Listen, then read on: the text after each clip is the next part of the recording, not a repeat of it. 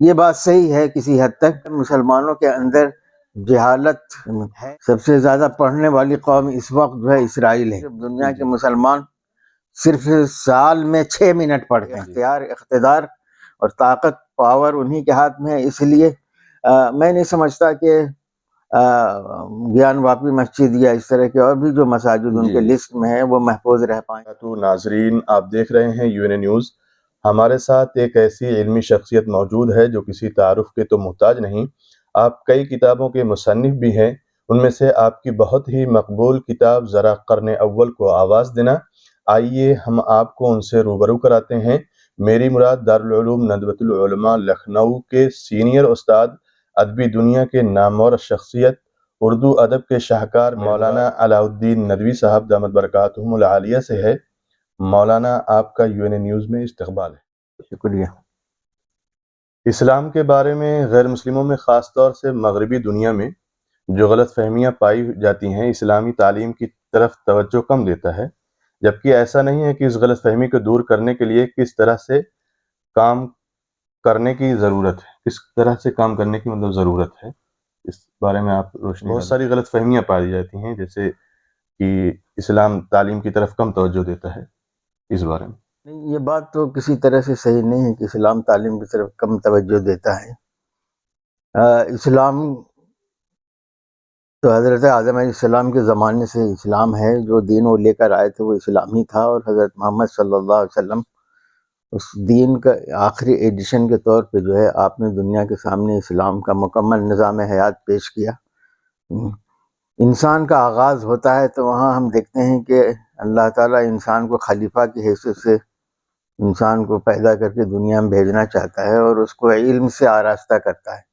حضور صلی اللہ علیہ وسلم پر جو وحی نازل ہوئی اس کا پہلا لفظ جو ہے علم پہ دلالت کرتا ہے۔ یہ بات تو کسی طرح سے قرین قیاس نہیں ہے، بلکہ کسی طرح سے سچ نہیں ہے۔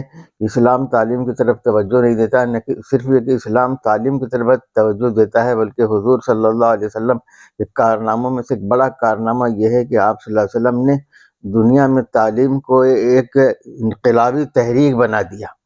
اس کے نتیجے میں دنیا میں تعلیم کا فروغ ہوا ہے، ورنہ اس سے پہلے قومیں ضرور پڑھی لکھی ہوتی تھی، لیکن ایک خاص طبقہ پڑھتا تھا، بقیہ جو ہے وہ دوسرے طبقے علم حاصل نہیں کر سکتے تھے۔ اس کی مثال یونان بھی ہے، اس کی مثال روم بھی ہے، اس کی مثال ہمارا ملک ہندوستان بھی ہے، جہاں برہمنوں کو خاص طور سے مذہبی تعلیم کا حق تھا، دوسرے لوگ جو ہے اس کے سائے سے بھی بھگائے جاتے تھے۔ تو یہ بات تو بالکل صحیح نہیں۔ تو اسلام کی جو بھی تاریخ کو ملحوظ رکھے گا وہ دنیا میں دیکھے گا کہ ان کے کارنامے کیا ہیں۔ علم چونکہ دنیا میں کسی کی وراثت نہیں ہے، کسی کا مونوپولی نہیں ہے اس کے اندر، اس لیے علم کا ہمارے ہاں مسلمانوں میں جو تصور رہا ہے وہ تو یہ ہے کہ علم اللہ کے نام سے مشتق ہے۔ علم کا کوئی جغرافیہ نہیں ہے، علم کا کوئی حد نہیں ہے، ہر وہ نفع بخش علم جو ہے وہ حاصل کیے جانے کے لائق ہے۔ اس لیے مسلمانوں نے اپنے دور عروج کے اندر علم کی طرف مکمل توجہ دی ہے، اور ان کے کارنامے ہیں، اور دنیا کی بڑی بڑی لائبریریوں میں آج بھی جو ہیں کتابیں پٹی پڑی ہیں۔ اس لیے یہ تو بات صحیح نہیں ہے مغرب کی، اگر وہ کہتا ہے کہ مغرب نے خود جو ہے ہم سے علم حاصل کیا، اسپین کے حوالے سے تمہارے پاس جو اسلامی سرمایہ گیا، اور یہ علم اگرچہ مسلمانوں نے یونان سے بہت کچھ علم یونان سے لیا تھا، خاص طور سے منطق و فلسفہ وغیرہ کو اور سائنس وغیرہ، لیکن اس کو بہرحال مسلمانوں نے اس کو بڑھایا، اور پھر مسلمان جب کمزوری دکھائی انہوں نے تو یہ علم یورپ گیا، اور یورپ نے اس کو اور آگے بڑھایا۔ تو علم کے بارے میں یہ کہنا صحیح نہیں ہے کہ فلاں قوم نے جو ہے اس کو نظر انداز کیا۔ مسلمانوں نے تو خاص طور سے بالکل نظر انداز نہیں کیا، بلکہ علم کے خادم رہے ہمیشہ، ہر دور میں۔ یہ بات صحیح ہے کسی حد تک کہ دور حاضر میں جو ہے مسلمانوں کے اندر جہالت ہے، اور علم کا وہ غلغلہ نہیں ہے، علم کا وہ رواج نہیں مسلمان دے رہے ہیں جو کبھی ان کا طر امتیاز تھا۔ یہ بات صحیح ہے کہ اس کے بعض تحقیقات کے مطابق سب سے زیادہ پڑھنے والی قوم اس وقت جو ہے اسرائیل ہے۔ اس کا ایک فرد سالانہ 40 کتابیں پڑھتا ہے، جبکہ یورپ کے لوگ سالانہ 35 کتابیں پڑھتے ہیں، اور مسلمانوں کا جو سروے سامنے آیا اس میں کہ دنیا کے مسلمان صرف سال میں 6 منٹ پڑھتے ہیں. تو یہ بات صحیح ہے کہ اس وقت مسلمانوں نے علم کی طرف سے بے اعتنائی برت رکھی ہے اور یہ ان کے زوال کا سبب بھی. مولانا دوسرا سوال یہ ہے کہ بابری مسجد مسلمانوں کے ہاتھوں سے جا چکی ہے. کل عدالت نے گیان واپی مسجد کے تہخانے میں پوجا کرنے کی بھی اجازت دے دی ہے. ایسے میں آپ گیان واپی مسجد کا مستقبل کس طرح سے دیکھتے ہیں؟ دیکھیے غیب کا علم تو اللہ کو ہوتا ہے، کل کیا ہوگا انسان نہیں جانتا، لیکن ہمارے سامنے تو اب بابری مسجد کے حوالے سے ایک نظیر بھی موجود ہے. جی جس ملک کی عدالت اس سطح پر آ جائے کہ وہ ایک طرف تو حقائق کا اعتراف کرتے ہوئے بابری مسجد کے حوالے سے کہے کہ صاحب اس کو یہاں پہ مندر نہیں تھا اور کسی مندر کو ڈھا کے نہیں تعمیر کیا گیا ہے، اور یہ کہے کہ کچھ لوگوں نے فلاں تاریخ کو 1949 کی فلاں تاریخ کو جو ہے مورتی وہاں پہ رکھی ہے، یہ سب تسلیم کرنے کے بعد صرف آستھا کی بنیاد پہ جو ہے فیصلہ سنا دیا جائے تو پھر یہ تو نظیر قائم ہو گئی نا. تو آئندہ بھی یہ کریں گے، اور کیونکہ اقتدار اور طاقت پاور انہی کے ہاتھ میں ہے، اس لیے میں نہیں سمجھتا کہ گیان واپی مسجد یا اس طرح کے اور بھی جو مساجد ان کے لسٹ میں ہے وہ محفوظ رہ پائیں گی، اور خطرہ بہرحال منڈرا رہا ہے. مولانا یہ قضیہ فلسطین کو آپ قومی، مذہبی یا دینی انسانی مسئلہ کیسے مانتے ہیں؟ انسانی مسئلہ اس اعتبار سے ہے کہ فلسطین کے رہنے والے 5000 سال سے رہنے والے وہاں کے باشندے جو کبھی کنعانی تھے، عرب تھے، سامی قوم سے تعلق رکھتے تھے، پھر بعد میں جو ہے مسلمانوں کا دور آیا اور وہ مسلمان خطہ بھی بنا. تو اس حیثیت سے تو چونکہ یہ بھی انسان ہے اس لیے وہ انسانی مسئلہ ہے اور وہ اسلامی مسئلہ ہے، اس لیے کہ اس میں وہ انبیاء کی تاریخ سے وابستہ ہے. شام جب ہم کہتے ہیں تو اس میں اردن، فلسطین وغیرہ سبھی قدیم تاریخ میں داخل ہوتا ہے، اب یہ الگ الگ ممالک ہو گئے ہیں. تو شام و فلسطین تو انبیاء کا مرکز ہے، اور انبیاء کے صحیح معنوں میں ان کے قدر و قیمت کو پہچاننے والے اور ان کا صحیح مقام و مرتبہ کو سمجھنے والے تو مسلمان قوم ہیں. اس لیے انبیاء کی تعلیمات کے سب سے زیادہ حقدار ہم ہیں. اس لحاظ سے بھی یہ اسلامی مسئلہ ہے. پھر یہ کہ ہمارے نبی آخر الزماں صلی اللہ علیہ وسلم نے وہاں اسراء اور معراج کا سفر ہوا اور حضور کا رشتہ سارے سابق انبیاء سے جوڑا گیا. آپ نے حضور صلی اللہ علیہ وسلم نے ان کی امامت فرمائی. یہ گویا اعلان تھا اس بات کے کہ اب جو ہے دنیا کی امامت بنی اسرائیل سے چھین کر اس قوم کو دی جا رہی، امت مسلمہ کو دی جا رہی. اس لیے یہ خالص اسلامی مسئلہ بھی اور انسانی مسئلہ بھی. تو قومی مسئلہ میں اس کو نہیں سمجھتا، قومیت عربیہ کا مسئلہ بھی میں اس کو نہیں سمجھتا ہوں. انسانی مسئلہ آپ اس کو کہہ سکتے ہیں اور اسلامی مسئلہ آپ کہہ سکتے ہیں. جو یہ آپ لوگ مطلب چہل قدمی یعنی اس مدرسے سے ان مدرسے جا رہے ہیں، اس کا ریزن کیا ہے؟ اس کے بارے میں تھوڑا سا عوام کو بتائیے تاکہ عوام بھی جان سکیں. ہمارے ہاں اس سال سے کچھ اسپیشلائزیشن کے کلاسز شروع ہوئے ہیں. اس میں منتخب طلبہ کو لیا گیا ہے، اس میں 5 کیٹیگریز بنائے گئے ہیں.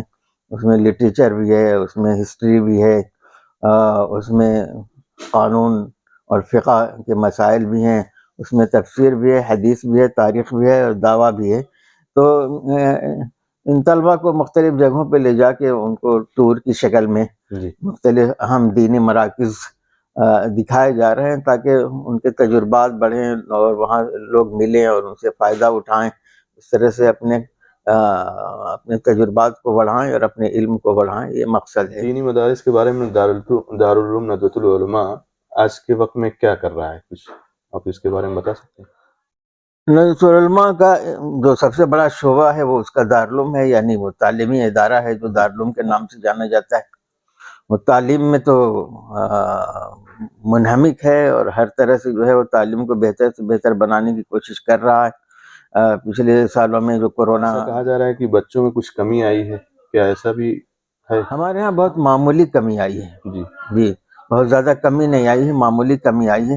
اس لیے کہ کورونا میں جب تعلیم گاہیں بند تھیں اور یونیورسٹیوں تک نے جو ہے آن لائن تعلیم کا نظم کیا تھا اور اس میں کامیاب نہیں رہے، لیکن ہمارا ادارہ اس معاملے میں کامیاب رہا، اس لیے فرق بہت کم پڑا ہے، کچھ تعداد کم ضرور ہوئی ہے لیکن یہ بہت زیادہ کم نہیں اس کے لیے کوئی آپ اپائے یا طریقہ بتائیں کہ اس چیز سے اہل مدارس کا بھی فائدہ ہو اور طلبہ بھی زیادہ سے زیادہ پہنچیں؟ ہوئی کس سلسلے میں؟ مطلب کہ مدارس کے جو بچے کم ہوئے ہیں اس سلسلے میں کہ مطلب زیادہ سے زیادہ پہنچیں. دیکھیے اب تو گورنمنٹ نے کچھ ایسا قانون بنا دیا ہے کہ اس کی وجہ سے مسلمانوں کو، ہندوستان کے مسلمانوں کو دینی تعلیم کے ساتھ جو ہے وہ جس کو ہم غیر دینی تعلیم کہتے ہیں یا عصری تعلیم کہتے ہیں یا دنیاوی تعلیم کہتے ہیں، اس کے مقدار کو اپنی دینی تعلیم کے میں بڑھانا پڑے گا، جی اور دونوں کو ساتھ لے کے چلنے کی کوشش کرنی پڑے گی. مثال کے طور پر اس وقت اگر آپ کے پاس ہائی اسکول کی سرٹیفکیٹ نہیں ہے تو آپ کا جاہلوں والا پاسپورٹ بنے گا، جی جاہلوں والا پاسپورٹ بنے گا.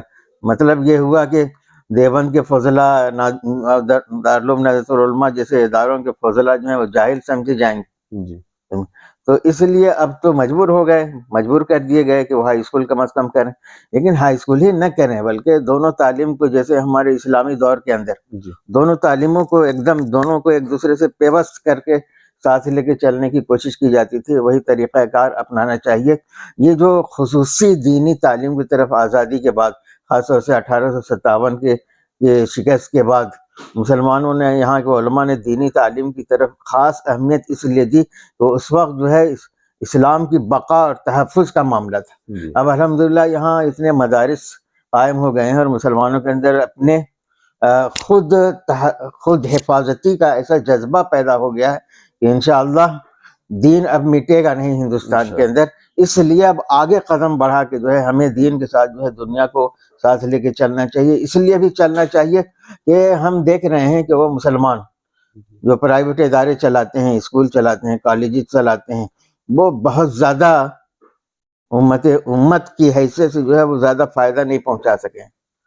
اس لیے ضرورت اس بات کی ہے کہ مولوی خود اٹھے اور اپنے دینی اداروں کے ساتھ ساتھ جو ہے وہ عصری تعلیم کا بھی نظر. آپ ہمارے یو این اے نیوز کے جو ناظرین ہیں ان کو، اور خاص طور سے اس وقت جو ملک کے حالات ہیں، اس تناظر میں آپ جو ہے کیا پیغام دینا چاہتے ہیں آخری پر؟ دیکھیے بحثت مولوی ہونے کے میں تو خالص دینی پیغام یہ دینا چاہوں گا کہ دیکھیے آدمی کو اپنے مقصد زندگی کا ادراک ہونا چاہیے کہ ہم کون ہیں، ہمارا مقصد زندگی کیا ہے، ہم امت محمدیہ کے فرد ہیں تو اس امت پہ کیا ذمہ داری ڈالی گئی ہے اس کو نہ بھولے. یہ قوم، ہندوستانی قوم خاص طور سے اس بات کو نہ بھولے، اور جب اس بات کو نہیں بھولے گی تو اس کو اپنا مشن، اپنا فریضہ اور اپنا فریضہ منصبی اس کو یاد رہے گا. اس کا فرض منصبی یہ ہے کہ ہر کام کو چھوڑ کے اس کو ایک کام کرنا چاہیے جس کی مثال ہمیں حضور صلی اللہ علیہ وسلم کی زندگی میں ملتی ہے، اور یہ ہے کہ دعوت و تبلیغ کو اپنا اوڑھنا بچھونا بنا لے. وہ علم کے بغیر دعوت و تبلیغ کا کام نہیں کر سکتے، لیکن جو مشن ہمارا ہونا چاہیے، تعلیم بذات خود ہمارا مشن نہیں، تعلیم ذریعہ ہے ہمارا کسی مشن کے لیے، کسی مقصد کے لیے. مشن ہمارا یہ ہونا چاہیے بلغ ما انزل الیک من ربک وان لم تفعل فما بلغت رسالت واللہ یعصمک من الناس. دیکھیے انسان کو جو کام کرنے کا ہے وہ اس کو نہ سمجھے اور علم غلم دنیا کے بہت سارے کام کرے، وہ کام کرے. تو ایک باپ جس مقصد کے لیے لڑکے کو کہیں بھیجا ہے کام کرنے کے لیے وہی کام نہ کرے وہ، اور دوسرے اور ادھر ادھر کے کام کرتا رہے تو باپ تو نہیں خوش ہوگا نا. ویسے اللہ تعالیٰ نے ہم کو جو ذمہ داری دی ہے وہ ذمہ داری ہم نبھائیں. اس کا نتیجہ کیا ہوگا؟ لوگ اس کو مولویانہ اور خالص دینی کام سمجھ کے جو ہے وہ دعوت و تبلیغ کے کام کو نظر انداز کرتے ہیں. اس کا نتیجہ یہ ہے کہ واللہ یعصمک من الناس، آپ جو ہے خدا کے دین کو پھیلانے کی کوشش کریں گے، اللہ آپ کی مدد کرے گا، اللہ آپ کی حفاظت کرے گا، اللہ کے رسول کی جیسے حفاظت فرمائے. تو یہ جو دینی مدارس ہیں یہ ہماری حفاظت کا بھی ذریعہ ہے، ہمارے دین کی بقائی کا ذریعہ نہیں بلکہ ہماری حفاظت کا بھی ذریعہ ہے.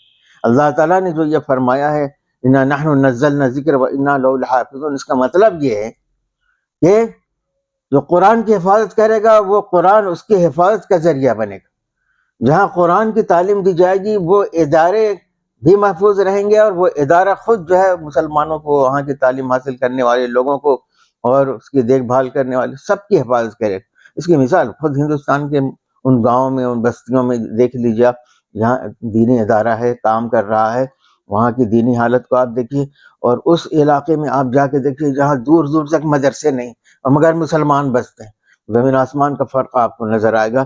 اس لیے میں تو یہ چاہوں گا کہ اصل میں سیاست ہمارا مسئلہ نہیں، ہم سیاست کے منکر نہیں، جی لیکن جو چیز بعد میں آنی چاہیے اس کو ہم پہلے اٹھ لیتے ہیں، جو کام شروع میں کرنا چاہیے اور اپنی بنیاد مضبوط کر کے آگے بڑھنا چاہیے اس کو جو ہے ہم نظر انداز کر دیتے ہیں۔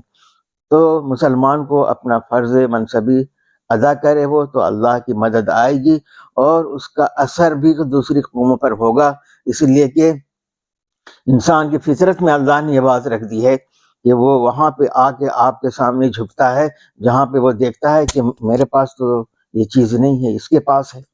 آپ کے پاس قابلیت ہے تو بڑے سے بڑا کسی بینک کا مینیجر، وہ کسی کمپنی کا مینیجر آ کے آپ سے گزارش کرے گا، درخواست کرے گا کہ بھائی آپ آئیے ہمارے یہاں کام کرنے کے لیے۔ اسی طرح سے جب ہم دین کا پیغام لوگوں کو صحیح طور پہ پہنچائیں گے تو ان کے لیے ایک نئی بات ہوگی، ایک نیا پیغام ہوگا، اس نیا پیغام کے ساتھ وہ غور سے سنے گا، اس کو مانے گا وہ، اور آپ کی قدر کرے گا۔ تو دین کی حفاظت میں، دین کی تبلیغ میں ہمارا تحفظ اور ہماری عظمت و بڑائی پوشیدہ ہے۔ کاش کہ مسلمان اس بات کو سمجھ لیں۔ مولانا، آپ نے اپنا قیمتی وقت ہم کو دیا، اس کے لیے آپ کا بہت بہت شکریہ۔ جزاکم اللہ، شکریہ۔ السلام